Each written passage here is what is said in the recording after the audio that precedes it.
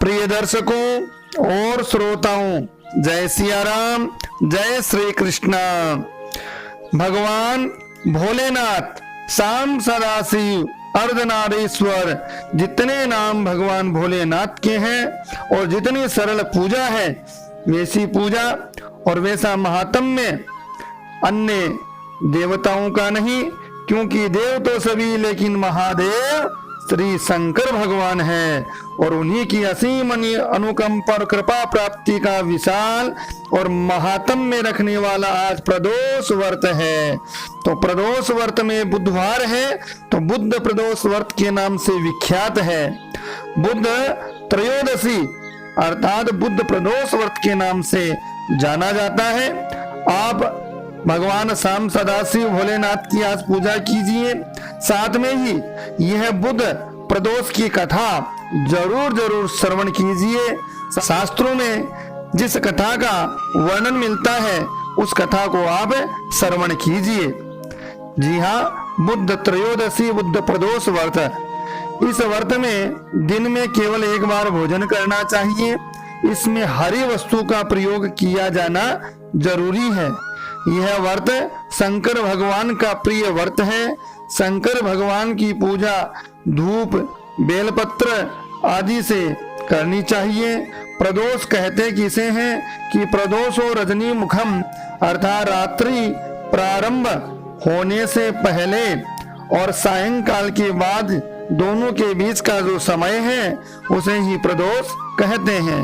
व्रत करने वाले इसी समय में भगवान शंकर की पूजा करनी चाहिए, भगवान शिव शंकर का ध्यान करना चाहिए।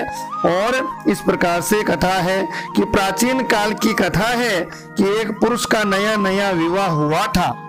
वह गोने के बाद दूसरी बार पत्नी को लिवाने के लिए अपने ससुराल पहुंचा और उसने सास से कहा कि बुधवार के दिन ही पत्नी को लेकर अपने नगर जाएगा।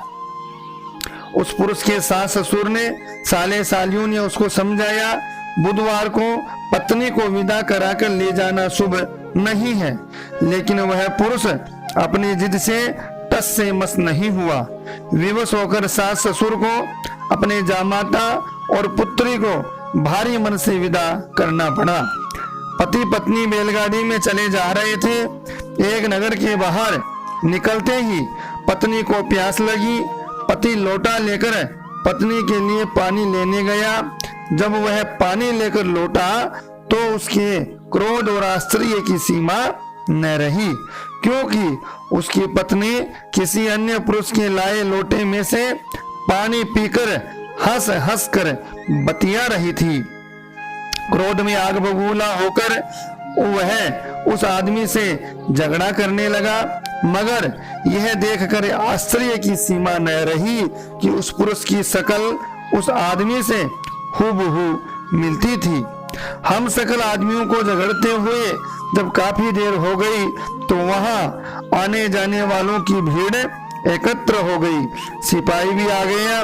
सिपाही ने स्त्री से पूछा कि इन दोनों में से कौन सा आदमी तेरा पति है? तो वह बेचारी असमंजस में पड़ गई, क्योंकि दोनों की शकल एक दूसरे से बिल्कुल मिलती थी।